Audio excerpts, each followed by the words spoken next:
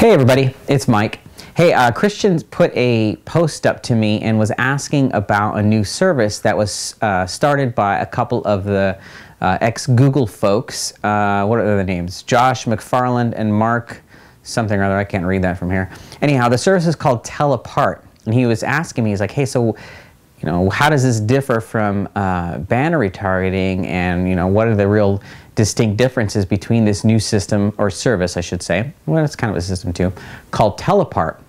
And I went and looked at it, and it looks like, from what I can see, Tell Apart is something that I call it data mining, or excuse me, buyer mining. Basically, what buyer mining is well, let's go to the whiteboard and we'll explain, okay? All right. So, you guys know how banner retargeting works. If you watch some of the banner retargeting videos, you know that it's all about going back and keeping in touch with people who've already visited your website. So you do something called drop a cookie, or you cookie the users who've been to the website at different places of the website, and you're then able to deliver different messages to those users depending upon where they left the process, anywhere they go around the internet. Well, what if you were to reverse that? Let's take that and just flip it upside down, completely on its head. We know right now that you have people visiting your site who come to your site. Let's say they get to page 1, and then you've also got people who come to page 2, and you've got people who buy, right? Let's just use this as an example. You've got a 3-page process: in, lead, buy, right? Well, what if you were to take all of the people who buy your product and you were to analyze all of the data? How much money are they spending? What zip code do they live in? What's their DMA, or direct marketing area? What can you tell about their past surfing behaviors? And you put all of these data points, I'm simplifying here for illustration purposes, but what if you put these 100 or 1,000 data points into a super magic calculator, or a supercomputer, if you will? They come up with these things called algorithms, which will go through and figure out who all of these buyers are. So what they'll do is they'll say, okay, well, we know that based off the information that you have, and they do a great job of explaining it in the TechCrunch interview, all this information that you have on your buyers is stored behind your company's firewall. Now, they're using e-commerce sites as an example, and what they're saying is, okay, well, we did this with I forget the companies that they used. eBags, I think, might have been one of them. Or anyhow, the point is, they're taking all this information that exists about the buyers, about your buyers, that you have behind your firewalls, and they're saying, let us have access to that information.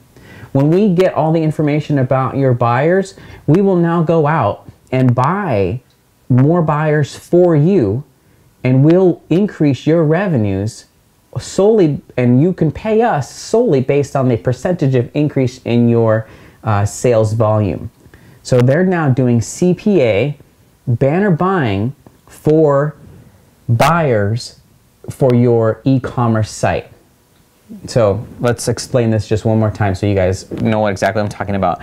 Customers come in, they give you lead data, they become buyers. All of those buyers, usually you have to hit something called statistical significance, or a fractionally or full representational expression of the complete buyer pool. So this would have to be a lot of buyers. You couldn't do this if you only had 1 or 2 orders a day. You couldn't do it if you had 10 or 20 orders a day. You have to be in thousands of orders in order to hit this statistical or fractional statistical significant data slice. So now they can go and say, okay, you have 1,000 buyers a month, or 2,000, or 3,000, or 5,000 buyers a month. Now we can take that data, we can look at what they've bought, how much they're spending, what are their buying patterns, what are the shopping cart pages that they hit, what's the direct marketing area, what does ComScore data say, and they can pull all this information together and say, okay, this is exactly who your buyer is, and people who are more likely to purchase your product. Then what they'll do is they will take that data and they will go to companies like mine, or they'll go to exchanges, and they'll say, we want to only buy these users. These are the people that we want to buy. Now, they have already identified not just your customers, but also other customers who are going to be more likely to purchase. And you can do this to within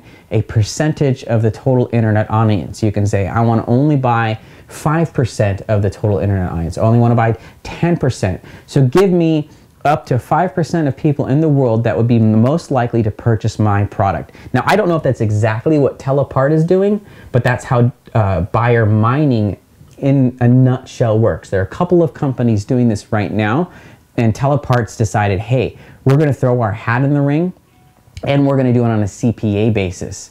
Now, here's the kicker, though.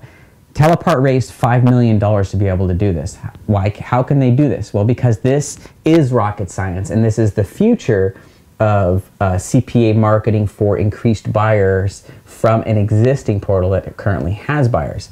Now, they will not do this for everybody. They're going to do this for large e-commerce sites for now. Eventually, it will get to the point where you'll be able to place a pixel on your landing page, open the data up, share all the data with that pixel, and that companies like Telepart will be able to get you more customers based on your customers that you already have. Then we're going to start getting into some weird, crazy things with privacy and sharing of information and all kinds of stuff. So it'll be neat to see what the future holds, but it is definitely changing the landscape of how we do buy media and who we end up sharing our data with. So that's kind of a buyer mining 101. I hope this makes sense. Leave questions below and I'll shoot a follow-up video for you that will hopefully clarify any questions that you may have. So again, to summarize, buyer mining is really using a rocket science type engine to find out, based on buyers who've already been on your website, who those other buyers would be, and then only going out and buying those buyers. And these folks at Telepart realize it's so damn powerful that they don't even want you to give them any money. They'll just take a percentage of the increase in revenues that they can drive by driving buyers back. Now, driving current buyers back, and I think new buyers. Now, I could be mistaken on that, but if it were me, I would be doing both. Definitely current buyers and maybe new buyers. And what he says in the TechCrunch example is that he says, and so perfectly well said, we're all just attempting to play catch up with Amazon, which is exactly what we're doing. All of us are attempting to play catch up with Amazon.com, which is the world's most perfect sales funnel in my humble opinion. And if any of you guys are Amazon Prime members, you know exactly what I'm talking about. Or if you're out in the buying domain name space for remnant long tail keywords, you also know what I'm talking about. So hope this makes sense for you guys. Again, ask questions, anything you have on this below, and this is the future of marketing in a little tiny nutshell. We'll see this coming to pass really, really soon, maybe the next year or so for everyone else. In the meantime, the e-commerce boys get to play with it. Or if you have a big enough budget, you can do this now with your website. It works better with larger purchase price products. If you got a $20 product, not probably going to be as easy. You can still do it, but it will be a little bit harder. And minimum play to play in this kind of field is usually like $20,000 minimum budget to get a test like this really going strong. So just some sort of an idea on where things are moving. Now, obviously, these guys are here light years ahead of the common person, but it'll get there soon enough. Google will end up doing something like this themselves. Watch. Not just the old Google guys. All right, guys. I know. I'm rambling. Sorry. Have a great day. I'll talk to you soon. Bye.